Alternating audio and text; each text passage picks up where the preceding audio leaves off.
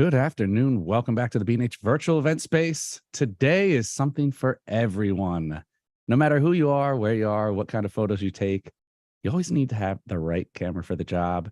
And Sony Ambassador Mahesh Thapa is joining us once again to help cut through the fat.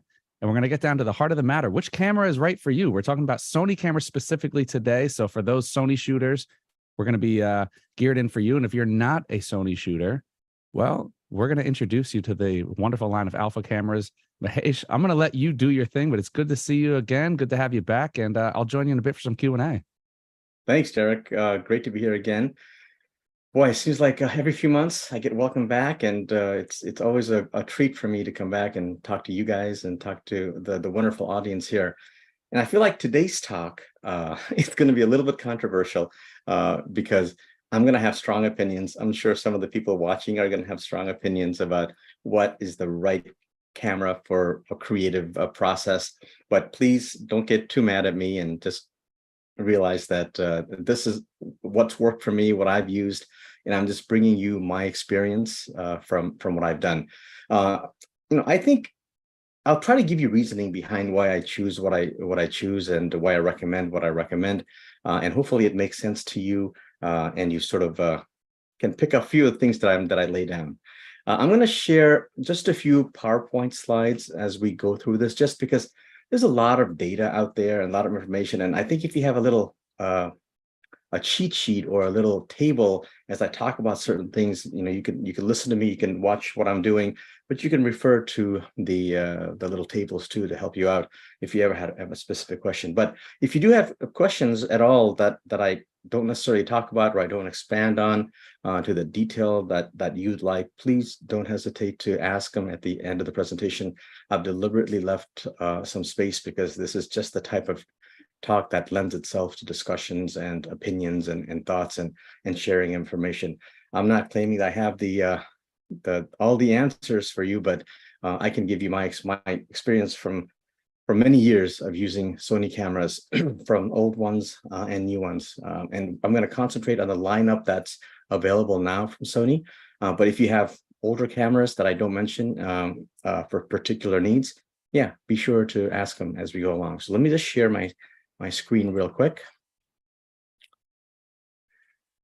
All right, I'm going to hide this. Okay, so the ideal, in quotes, ideal camera, Sony camera for each type of creator. Just a quick disclosure here. I am a Sony ambassador, as Derek mentioned. And again, the opinions I'm sharing are my own, not necessarily what Sony thinks, but hopefully there's some agreement between the audience and myself and the moderators. So I basically categorized the type of creators or cameras made for creators, if you will, into 5 general categories. And this is what they are.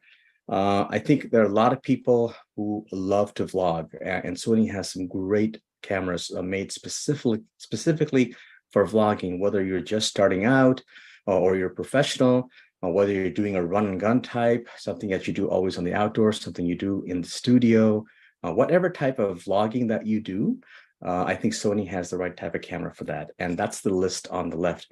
And as we go through, we'll talk about each of the categories separately and tell you which of these that I use personally, that I have the most experience with, and a little bit about each of them so you have an idea of what might be right for you.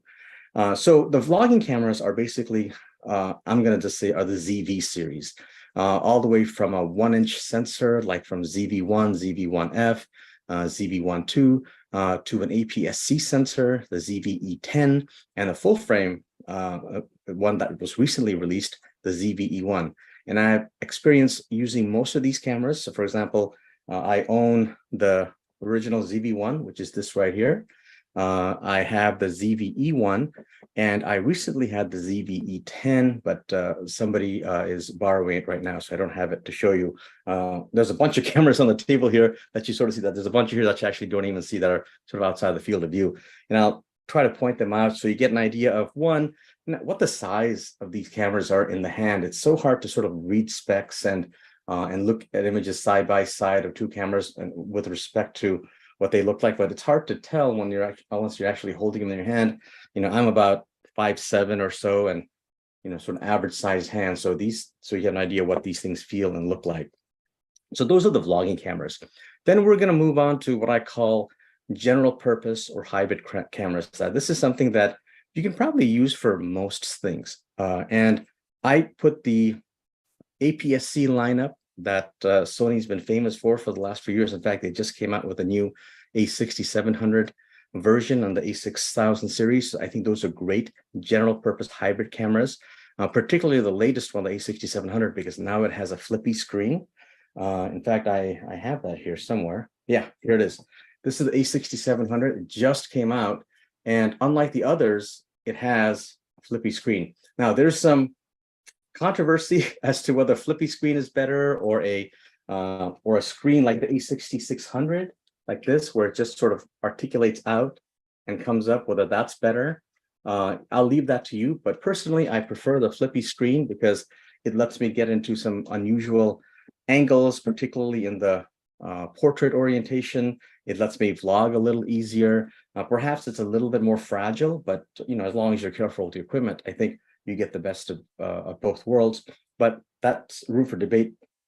Some photographers really like the flippy screen of the earlier A6000 series. And if all you do is photography, I think that's great. It still doesn't let you get to that vertically oriented weird situations up or down, I think, but I can see where they're coming from. The latest one, the A6700 with the flip out screen, is awesome. There's other things to love about it, but for me, that was like no-brainer. As soon as I saw that, I go, okay, I have to upgrade, because every other Sony camera I use basically now has a flippy screen, just for that reason. So A6000 series is great for general purpose. The A7 III, which is still out there, it's getting a little long in the tooth, but it's still a great entry-level full frame camera for general purpose and hybrid photography. A7 IV, which is the newest version, is also great. I have that here. That's the A7 IV. Yeah. So this is the A7 IV. Again, what do I love about this? Why do I like this more than the A7 III? The flippy screen. I mean, that makes a big difference for the way I shoot. And I think if you are truly going to use something as a hybrid photography or a hybrid tool, you want something that you can use for video and photography. That's what hybrid means. And the fact that you have the flippy screen, I think, makes at least the video part of it so much more accessible and so much more versatile. So it truly is a hybrid camera. Some of these others, yes, you can use as a hybrid, of course, because like the A6600, it has a flip out screen that goes like this. But if you put a mic right here where the hot shoe is, if you put a mic there, then sometimes you can't see the screen. So that's one of the, I thought,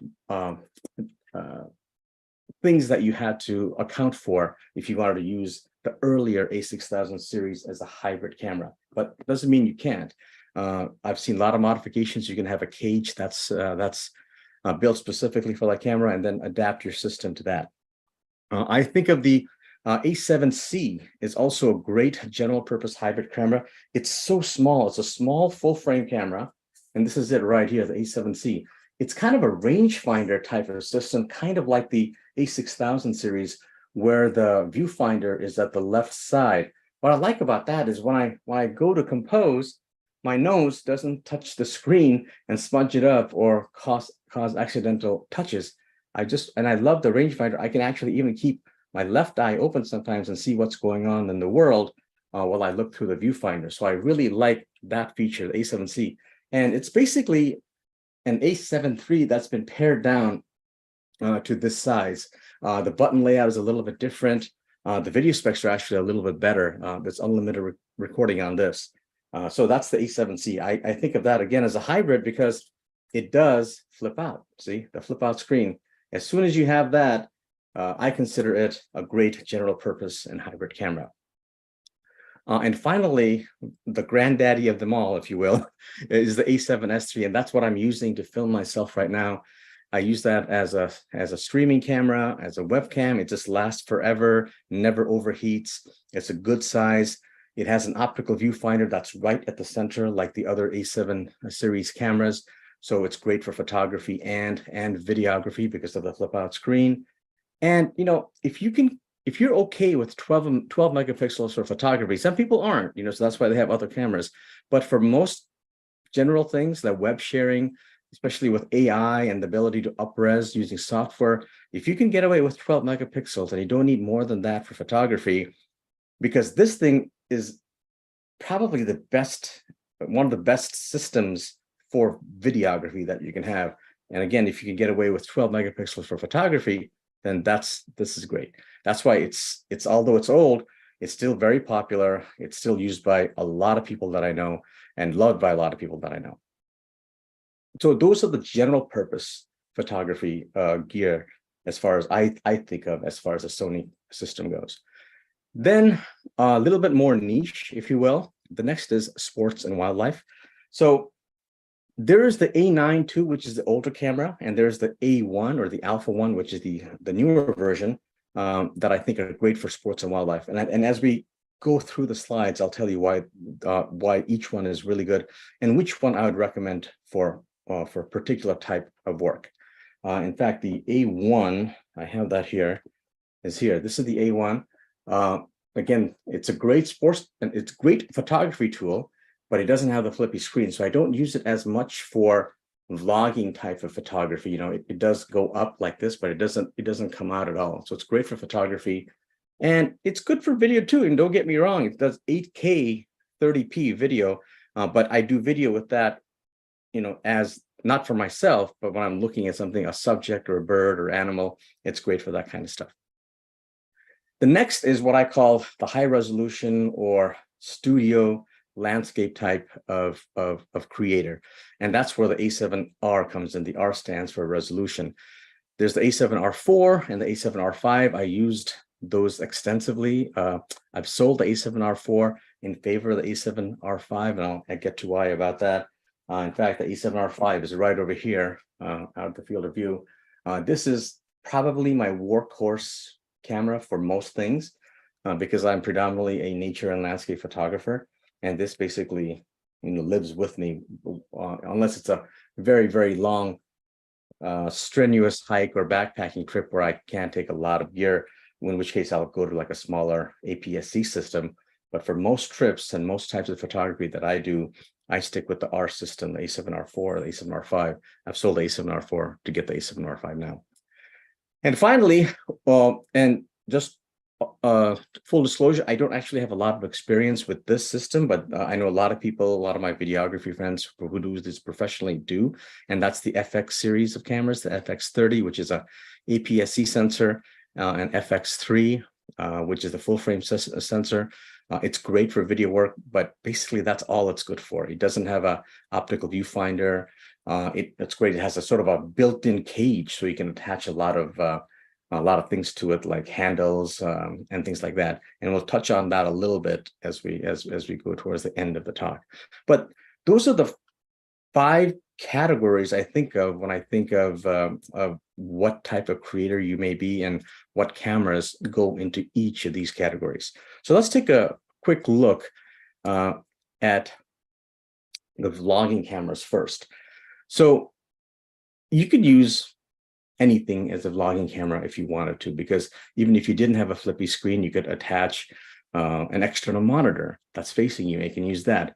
But as far as convenience goes, I think the ZV series, they basically market that as the vlogging type of camera. And depending on how much you want to carry, what your expectations are as far as quality versus weight versus you know, your willingness to schlep around gear, one of these cameras are going to be right for you. I'm still rocking the original ZV-1, and it's served me very, very well. And many times when I do gear reviews, this is the camera I went to because of one great feature, in which is the product selection feature. Or so basically what it does is I can go like this, still see my face. As long as the product is in front of me, it actually immediately changes focus to the product, as opposed to even the A7S III can't do that. If I go like this, you notice the product is still out of focus. It's still focused on me. I have to actually hide my face in order for the camera to recognize the product and focus on that. So for YouTube type of reviews, where you can control your lighting, where you can give yourself as much lighting as possible, you don't need a super shallow depth of field. and you're okay with the 1-inch sensor, this is a great system. You flip the screen on, you don't have to turn the button, it just automatically turns on as soon as you flip the screen out. And it's great for vlogging. It's got great accessories. It's Bluetooth capable. There's a handle that goes on the bottom you can buy as optional, that you control the entire camera without actually touching the camera itself. So this is a great, I think, entry-level vlogging system, or even a photography product video system. If you're just starting out a YouTube channel, this is the way to go. Now, there are different iterations of it that have come out since then. There's the ZV-1 2, ZV-1, I'm sorry, mislabeled here. There's a ZV-1, ZV-1 2, ZV-1F, okay? This one should say ZV-1F. The ZV-1F is basically a ZV-1, except it only has a 20mm lens. A lot of people found the 24-70 equivalent lens on the ZV-1 a little restrictive when they went to do the vlogging, because some cropping, and you can't really, you have to sort of hold it out at hand's length, and you may not see as much of the surrounding as you'd like. That's in response to that, Sony came out with the ZV-1F, which is this column right here. Same sensor, but the lens is a 20mm lens, both and at an f2. So there's a nice compromise, slightly darker or not as wide, but very slight, but a much wider field of view, which I think people really appreciated. And one thing to note is that they all have microphone jacks, but none of the ZV-1 series with the 1-inch sensor have a headphone jack. So if you want to monitor your recording externally, you're not easily able to do that. There are adapters and things like that that you can use. But what's great is they've got this great built-in microphone. Again, it's all about conveniences. If you didn't want to attach an external microphone, this thing right here is a great microphone that picks up sound really well. Again, not probably as great as an external, but in a pinch, it does a great job. And as the iterations of the ZV system has progressed from even within the 1-inch sensor system and up to the APS-C system and the full frame system, they've improved that microphone more and more, such that now with the ZV-E1, it's amazing. I mean, I'm flabbergasted at some of the quality of sound I'm able to record from that without an external microphone, just because its ability to detect where the sound is coming from in front of the camera, back of the camera, auto, and its ability to sort of cancel out extraneous noises that are happening. It's doing really good with the audio, to the point that, if I know that I'm not going to be in a noisy environment, I don't even take an external microphone anymore. It's really that good. So I'm moving ahead of myself a little bit. The next iteration, the latest one, is the ZV-1 2, which I think is probably the best of the bunch in the ZV-1 series, because it's got the ultra wide at about 18mm, but you're still able to zoom up to about 50mm. And at the very wide end, 18mm, that's great for vlogging. It gives you a great wide field of view, and it's bright. It's an f1.8 at 18mm. So if you want the best of the ZV-1 series, the 1-inch sensor, right now it's probably the ZV-1 Mark II. But you can find a ZV-1 or ZV-1F in the used market at a very good price. It's to the point that I still, like I said, I'm rocking the ZV-1 original, and I still love it for my needs. The next step up, if you will, from a 1-inch sensor is, just like for photography, then you go to the APS-C sensor, and that's the ZV-E10. I don't have one to show you, but basically it's kind of like an A6600 series type of camera, except there's, again, no viewfinder. You've got the nice flippy screen. You're going up to now 24 megapixels. It still has that directional microphone that works really well. What the ZV-E10 and ZV-E1 give you are access to a huge lineup of Sony lenses, right? They have the largest selection of lenses for mirrorless system, because they've been doing it for the longest. Fuji's also great, they have a system, but right now nobody can beat the lineup, I think, that Sony has to offer. And stepping up to the ZV-E10 and the ZV-E1 gives you access to those great lenses and a lot of third-party lenses for the APS-C and full-frame system. And finally, the one that I recently purchased is the ZV-E1, and I got that in white just to be different. I think looks kind of cool. I have a cage on this already, but again, this microphone, I just can't get over how good this microphone is over here. It has a great ability to pick up the front and back, and if you just leave it on auto, it works great that way too. So I can have a conversation with the talent, and they can talk and I can talk, and it knows where the sound is coming from, and it does a great job of isolating that sound wherever it's coming from. Again, it's got that beautiful flip out screen that I love a lot in the system. It's great for vlogging, and it's tiny, right? Comparatively, this is like an A7C basically that they've made into an incredible vlogging creative. Basically, it's a mix between an A7C and an A7S3. The only downside for this is that because the body is so small, it doesn't have unlimited recording like an A7S3 does, but an A7S3 is a bigger body. It's a more expensive body. It has its own things to think about. But if you're going for the ultimate, highest quality, full frame vlogging system, video system, and if you're okay with a hybrid camera for 12 megapixels, this is the one to get, the ZVE1. So that's vlogging, okay? And if you have more questions, we can answer them as we go along. Next, we're going to move to the general purpose / hybrid type of cameras. And there's more variation here than I think in any other category, because you can treat a lot of cameras as a general purpose camera, depending what your particular needs are. But I've chosen to use these because they are the most versatile. It gives you a good balance of photography and videography.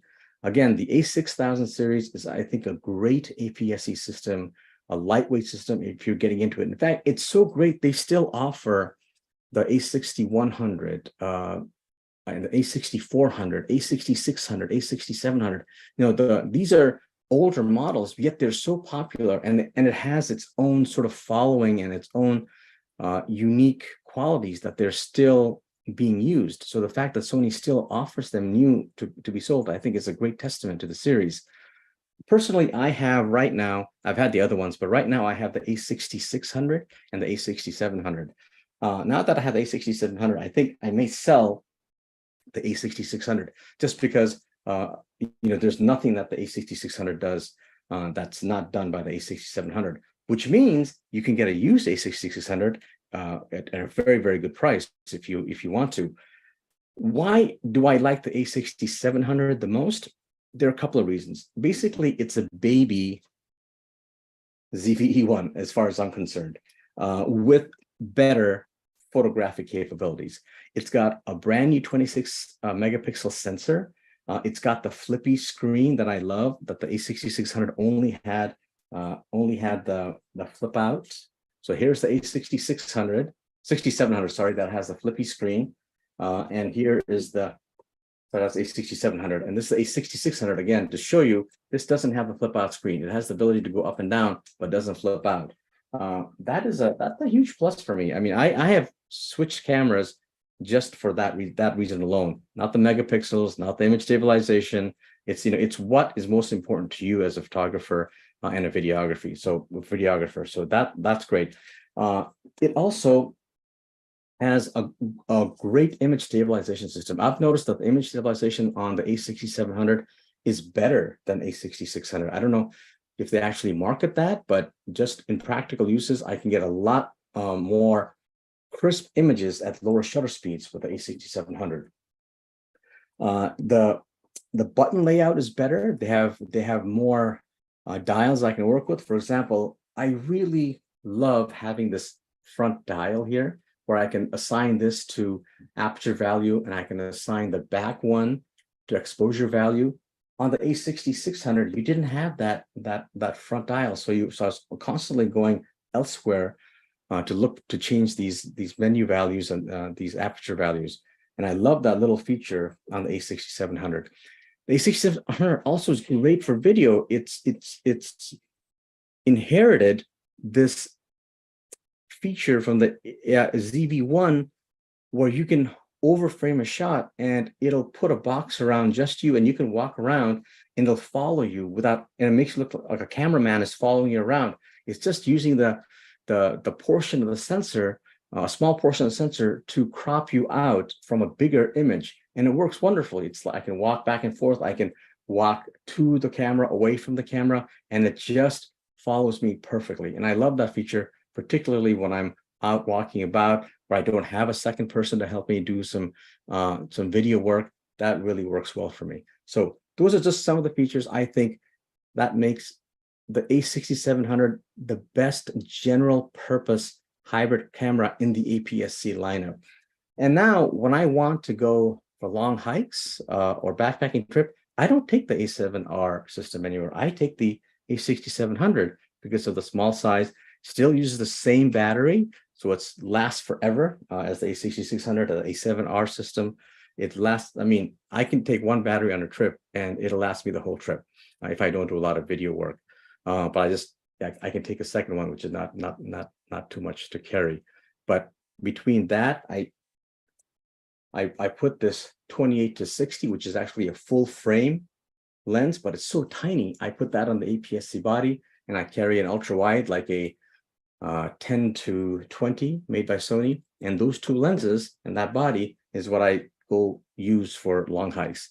Sometimes I don't even take a tripod because, like I said, the image stabilization now is so good on these systems. I can do a lot of low light handheld shots without having to worry about it. So APS-C wise, my personal recommendation, if you want to go with that, is going to be the A6700, which recently came out. Full frame wise, you've got the A7 IV, which is also a great camera. It has replaced my A7 III. A7 III was a great camera when it came out, but this again has that flippy screen that I love a lot.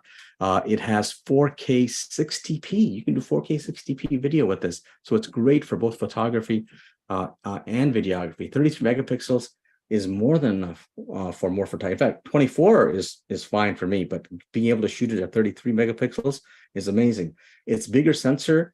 I mean, it's a higher megapixel sensor, but the sensor technology has changed since the A7 III. So even though it has more megapixels, it actually has less noise. And I've tested this.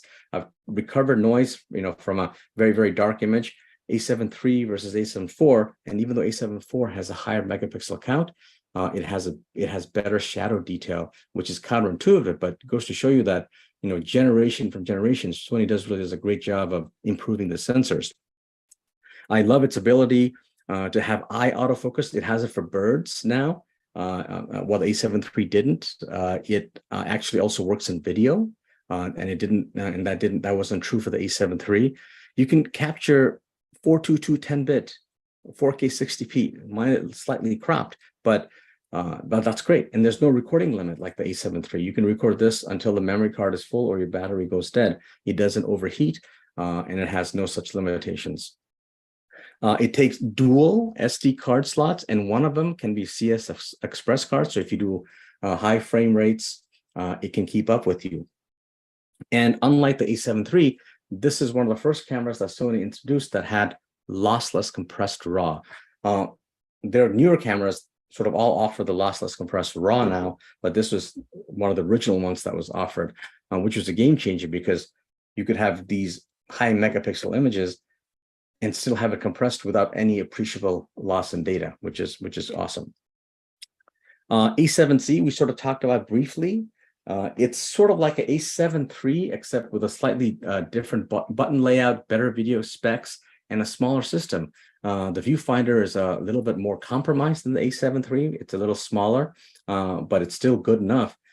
That's what you're going to have to do if you try to miniaturize everything. You're going to have to give up something. And what they made compromises on, I think, was on the optical viewfinder. It's not as crisp, but when you are out and about, I think weight is a bigger factor than having a supremely crisp electronic viewfinder. It's still great. It's still great for very bright situations where the LCD isn't working very well. It gets washed out because there's too much sunlight.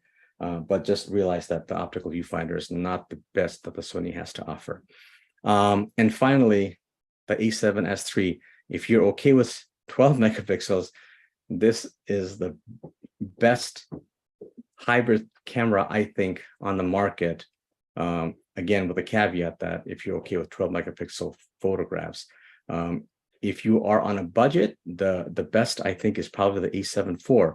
It still does 4K 60p video, 422 10-bit capture, and has 33 megapixels. So A7 IV gets my recommendation as a best full frame hybrid. The A6700 gets my recommendation for a best APS-C hybrid in the Sony system. Okay. Now, I do a lot of wildlife photography also. I don't do a lot of sports, but I do a lot of wildlife photography. Basically, you have two options. If you want to get the best that Sony has to offer. And there's quite a bit of price difference between the two. The A7 II, which is older, the A9 II, which is older, and the A1. It's almost a difference of, I think, $2,000 between these two cameras, but there's a reason for that, okay? The A9 II is an awesome camera. It was an awesome comment when it came out. It's still an awesome camera.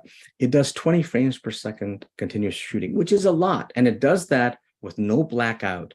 And it does that with amazing 60, frames per second, calculations per second for autofocus, auto exposure. It's got dual UHS-2 cards.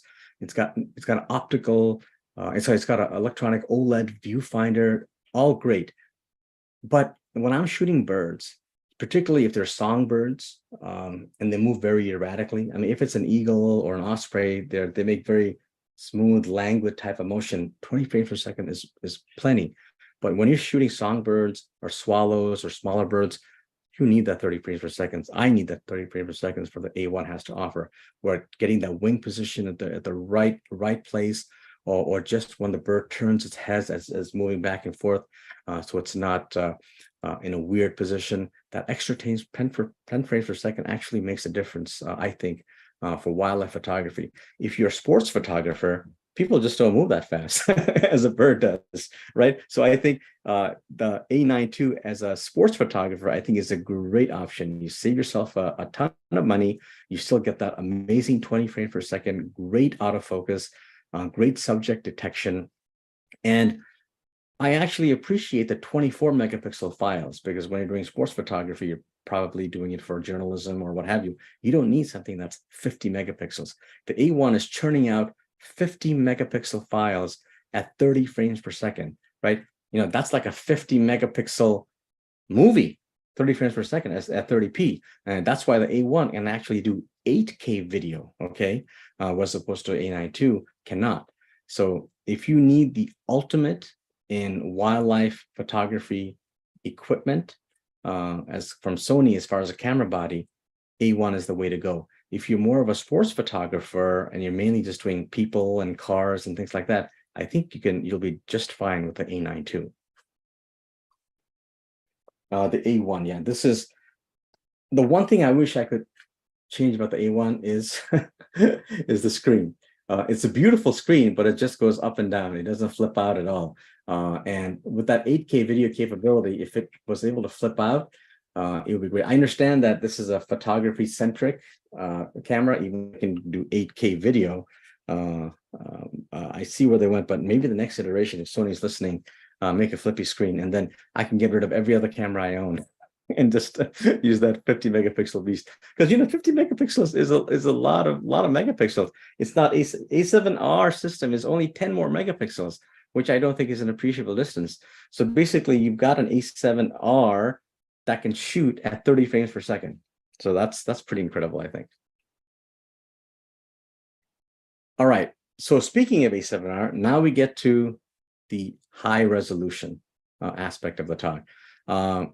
And I've used the A7R, A7R2, A7R3, and A7R4. And currently, my go-to workhorse camera is the A7R5. I recently sold the A7R4 for the A7R5. It is so good. It has a little bit of, actually, it has a lot of everything. It's basically got the autofocus system of the A9. It just can't churn out 30 frames per second, obviously, because this is. I'm sorry. I think I forgot to change the slide on this. Sorry, I forgot to change the slide on this. So don't Don't look at the parameters that are over here. The A7R5 has 60 megapixels, but it can do pixel shifting to make 240 megapixel. That's not, well, what's the big deal about that? Because A7R4 did that too. But the A7R4, its software wasn't that great, in the sense that if there's things moving in the field, if the wind was blowing or somebody walks in your frame, it couldn't account for that. But the A7R5 can. You could take those images, and if there's something moving, it'll account for that. And it does so much better at combining these 60 megapixel images to make these high quality 240 megapixel images without any sweat at all. It's also great, much better at image stabilization. At these very, very high resolution, 60 megapixels, the minutest shake can ruin your image. And one of the gripes I had with the A7R4 was, I mean, I almost always had to shoot it on a tripod. Okay, even if I try to handhold something, even at the 1 over the focal length rule that says you should be able to handhold that.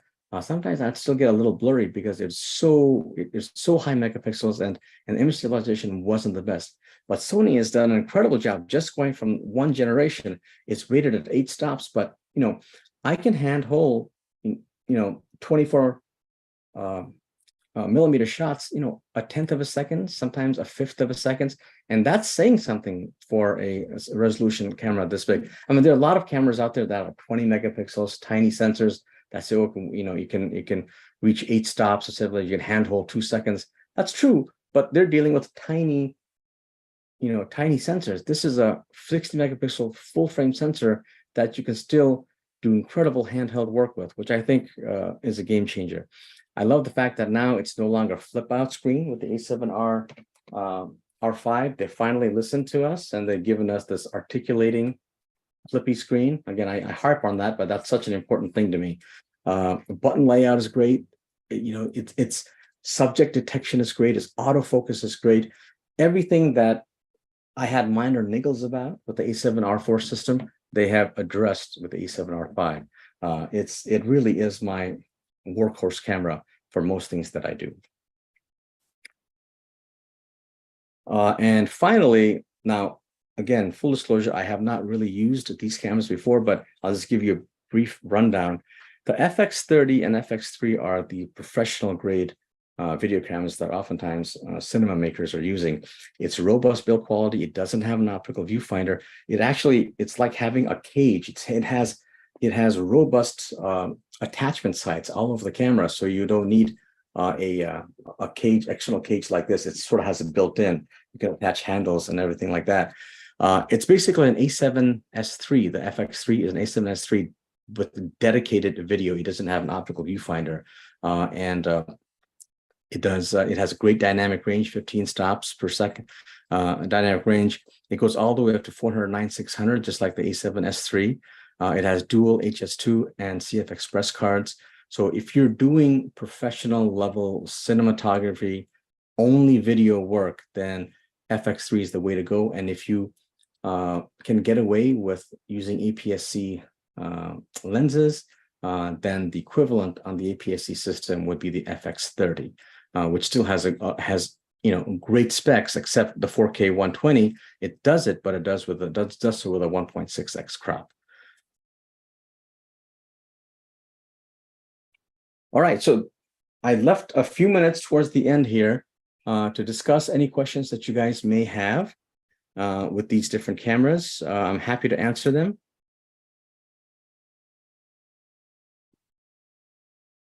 I'm going to be joining you here, Mahesh. Thanks, Derek. And yes, we're going to open it up for some questions. We do have a questions coming in from Sky on YouTube. What does the A designation mean on cameras such as the A7R4A?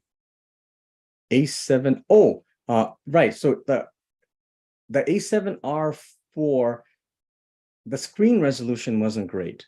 And then on the A7R4A, they quietly, in fact, they didn't make a big deal about this. And a lot of times they quietly upgraded the resolution of the back LCD to be on par with some of the newer Sony system. So what does it stand for? I don't know. I don't know, but that's the difference between the A7R4 and A7R4A. They're essentially the same camera guts wise, but the screen resolution was just a little bit better on the A7R4A. Yeah, for a lot of people out there that aren't positively sure on how the industry works with some of these cameras, it's kind of like occasionally you'll see a hardware. It's almost like the hardware version of a firmware update, where it's not something that could be fixed with firmware. So what they do is everything is good, but there might be one little thing that could be better. And instead of releasing a whole new camera model, it's going to be a version 2 or version 3 or what have you, or a different designation of that camera that is making a minor hardware adjustment. So it's basically the same camera, 99% of the camera is the same, and then you have that little adjustment, but it's not something that can be fixed in firmware. Maybe it's A7R4 adjusted. Hey. There we go. I'm going to see if I can get an answer on that, because now I want to know and see. But while we give you guys a chance to get some questions in, and you know, if you guys have a circumstantial question, feel free to get it in. If you're somebody who's watching live right now and you say, hey, I'm in this situation, this is where I'm at, the best thing we can do is get you some opinions from someone like Mahesh and give you more information to make your own decision on something. But Mahesh, where do you think it's going? Now this is all your opinion. We're not asking you to read the tea leaves or anything, but I think it's an interesting discussion nonetheless. Is, you know, it used to always be, well, what's going to be next? What's coming? And we're kind of hitting that point where it's like, okay, what do we do from here other than like build a complete AI system into cameras? Like we've gotten to the point with lenses where lenses are, you know, we're shrinking the gap between consumer version and pro version. Consumer versions are getting all the stuff that the pro versions used to have. And there's, like I said, we're shrinking that gap between what the quality difference is. And I feel like we're getting there with bodies. Where do we go from here? Do we start adding processors to make them faster? Or what direction do you think we're going to see cameras going in the next couple of years? Yeah, that's really a great question, Derek. Way to put me on the spot. No. This is why I gave that caveat. It's like, I love it. Throw out an opinion here that we won't hold you to. I'm going to invite you back on in 3 years and be like, you were wrong or you were right.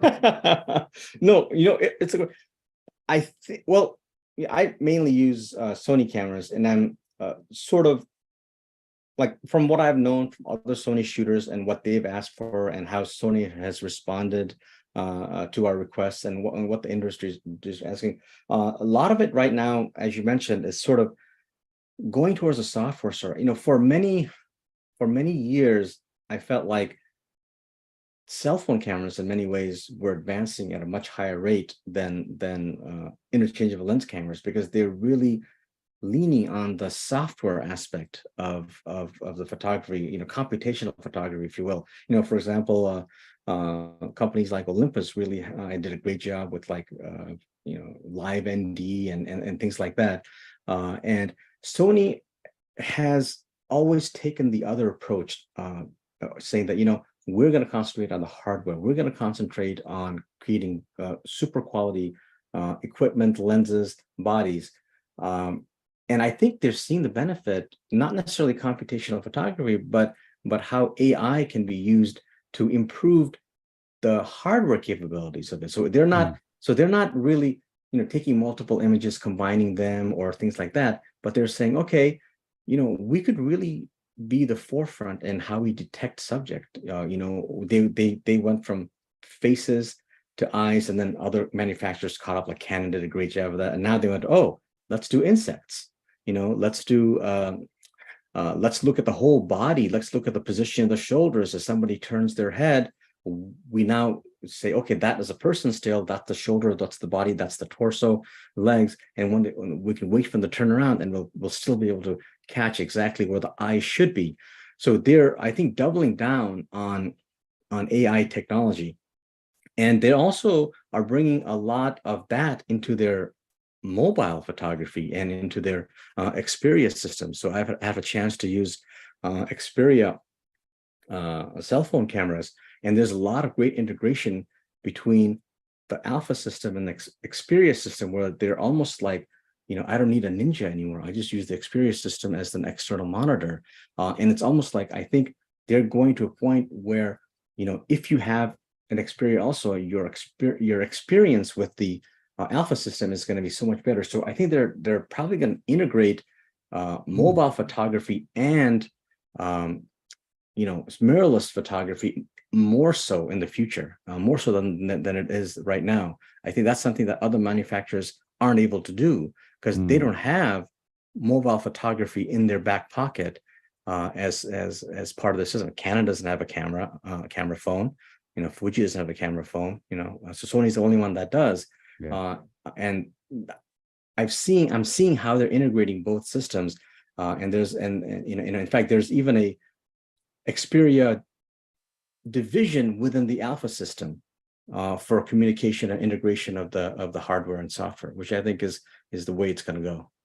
Yeah, totally. And I think that's a great point too, because you look at this idea of an ecosystem, and there's certain very large technology brands that have kind of monopolized based on that ecosystem, where it's like, hey, we have computers that a lot of the creative community uses, and they can connect and adapt right to their phone because it's the same system. So it's that go-between. And there's a lot of people that are like, well, you know what? I want to try something else, but I'm locked into not the product itself, but the ecosystem. Right. And I think there's something to be said for that. And you make a great point where the Xperia, for those of you who haven't checked out the Xperia, I know we've covered it pretty extensively on this channel every time they'll launch a new one, but it does some amazing things. And I think once you see the breakdown of the cell phone industry, where I kind of see where nobody's too big to fail.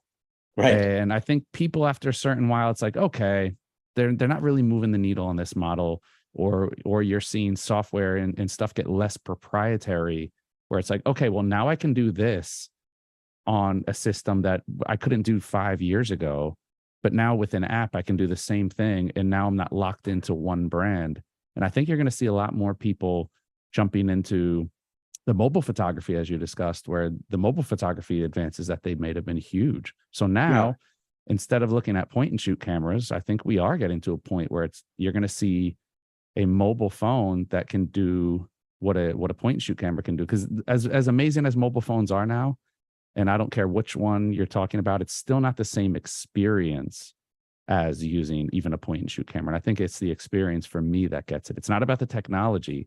It's about having something that, when I have a camera in my hand, it's a different feeling. I'm looking at different mentality. You see the world differently, I think. Yeah. And and I think the world is realizing that. If you look at the recent CIPA report, the products, cameras, production sale values have gone up steadily. For the first time in many years. Not quite up to pre-pandemic levels, but the trend is great. And the trend for cell phones has gone down.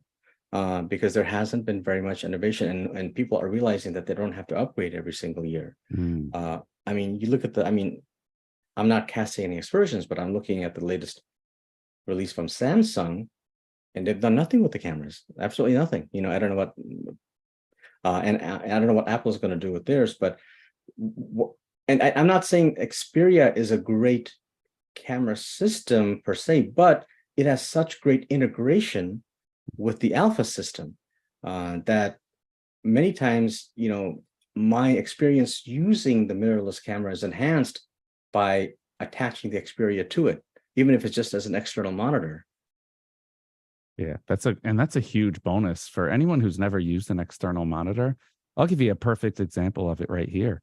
I went out and shot video all day the other day, and I didn't feel like bringing out my whole video setup, which is, I have Atomos Ninja that I'll normally attach on top when I shoot video. Like, I'll be fine. Focus peaking on. I got bright red focus peaking, manually focusing. I'm good. I got home, and it was one of those moments that, as a professional photographer, they become less and less. You think you hit a point where you're like, I never have to worry about those moments anymore. Well, guess what? I got home and I'm looking at the video and I'm like, oh my God, I was like slightly off. on so much. And I'm like, how did this happen in this technological age? How does it happen? And I'm like, well, I know how it happened. I was manually focusing using focus peaking, Yeah. and I was using an LCD screen. I wasn't using and even just having that extra couple inches of real estate, you're able to see. So I think for those people who don't use a screen, an external monitor, I think that's going to become super normal. And a phone is way lighter and pretty, Exactly. even if you have a And the big phone, phone it's gets still so much smaller. brighter. I mean, the nits on those phone screens, like they're made to look outside in the Yeah. bright sunlight. The LCDs really aren't. So it's great for that. And one in my workshops, one thing I tell people is that don't rely on the focus peaking, because if you look at the focus peaking, you could turn the manual focus and it'll still stay a red outline. Yet I've just turned it. It can't be at the same place that I just did it a couple of seconds ago. Where was your workshop the other day? Where was your workshop the other day? Because exactly what you just said. Yeah.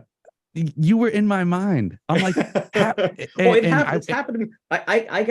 I said, wow, I love focus because look at that. I know exactly what's in focus. And you get back, go, man, I go, that's why, like, for example, the rangefinders, their ability to focus manually, in many ways, I can do that quicker than autofocus, to tell you the truth, some of those things, because it's so much easier to, in your mind, those red lines almost become distracting, and you become over and misleading, especially if you're using ultra shallow depth of field lenses.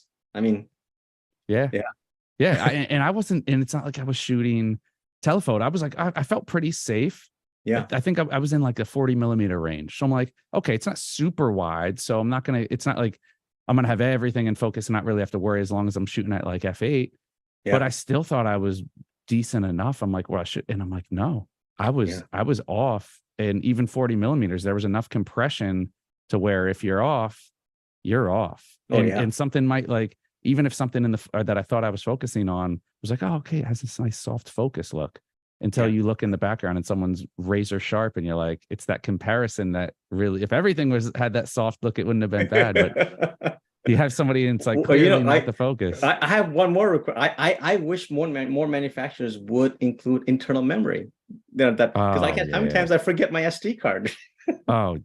There's so, I guess this goes back to my original question of where do they go next? And I think these are the conversations that you have. And I know Sony and a lot of the brands out there, they're bringing on their ambassadors. They're bringing on their most trusted people that know their gear better than anyone. And they know who, because you have the gearheads like you, Mahesh, where that the specs and the tech, and me, it's like, just give it to me and turn it on. And I don't need to know what's in the menu. I'm just going to shoot. And I don't know what 90% of the things in my camera do, but those are the people that they're listening to. And it's those little nuances that I think there's so much ground to make up, or on the reverse side, if there's something that is in there that, hey, people aren't using this, why are we chewing up real estate, or why are we chewing up processor space to do stuff that people aren't doing anymore? And I think we'll kind of see like that little, the needle moving a little bit, but it'll be important changes. And it's improving on the fundamental things that they've neglected, that manufacturers in general have neglected for many years. That, like, it's the megapixel war, it's the better equipment. Now, just the little things, when Sony, for example, drove me crazy, they always, on the SD card slot 1 was on the bottom, slot 2 was on the top for so many years. I go, why is that slot 2 on the, and they changed that finally, but it's it was something so small and so basic, right? I work in the medical field as my day job, and for many years there used to be all these problems. They used to operate on the wrong side of the body. They used to cut the wrong limb. So why is that happening? In something so important. So what they did? They went and looked at the airline industry. They go, how come you guys don't crash all the time? Like, you hardly ever hear of anything, because they use a checklist before every flight. There's a checklist saying that, did you do this? So now they incorporated that into the medical field, and just a simple checklist, the most basic thing, has improved the quality of care so much. And I feel like that's almost what manufacturers have to do. They're like, just go back to your basics and see what did you forget along the way to improve on your way to, in your megapixel wars and your AI wars. What are the little things that make a difference? Speaking of little things, Miguel Quiles is joining us on YouTube. Says he forgot his SD card the other day for a shoot, and luckily has a stashed SD card in his car as a backup. Just it's the little things. The little things saved Miguel. So you never know what little thing. No, I've gone on a astrophotography trip and forgotten my tripod. You know, like, oh my. I know. Look, I have a ton of things in mind. It's like I've always liked it'd be cool, you know, a mini SD and record audio, you know, separate audio recording and working more stuff in like that, where the stuff where when you get into workflow, stuff that would make the workflow easier on the post-production end in the pre-production or in the actual production side of things. But I don't know. We can talk about this forever and a day. Okay, one more thing. Okay, I gotta. Okay, yes, go for it. So you know, I love my Sony cameras, but each one has a different, like, base ISO or the dual ISO. One's 640, one's 400, one's 20. I go, couldn't you just have a label? Oh, now you've reached the other ISO. That's the really good one. That's where you want to be. I literally have to have a post-it on the back of each of my cameras saying the base. These are the two ISO values that you want to be at. I never even thought about that. See, this is why we need people like you, Mahesh, because for every person like you, there's 1,000 people like me who just doesn't think of these things, and it would make our lives so much easier. Again, it's the nuances. It's the things that we don't even know would make our lives easier, but we don't know that it would, so we don't even think of it. Just a different color on the ISO thing. You know, you're 100, oh, that's base ISO 100, 640. Oh, you're the other base ISO. It's changed color. Oh, I know what that is. You know, and that's where I should be. Interesting. Well, Mahesh, it's always great to have you on. Always a good conversation. We're gonna have to get you on one of these times and just keep an open conversation and just let you go off and riff. How much time you have? We'll book a special one. We'll schedule extra time on the schedule for that one. But Mahesh, it's always great to be here. We'll see you next time, though. Thank you. No, we'll always have you back. So we always got room for you here on the channel here, and to all of our viewers out there, thank you guys for tuning in. Hopefully you guys got some of your questions answered, and we can kind of trim through and the fat and cut through the weeds of all that's going on with the Sony Alpha systems out there. But alas, that's all we got for you now. Another round of the B&H virtual event space in the books. Catch y'all next time. Thanks, guys.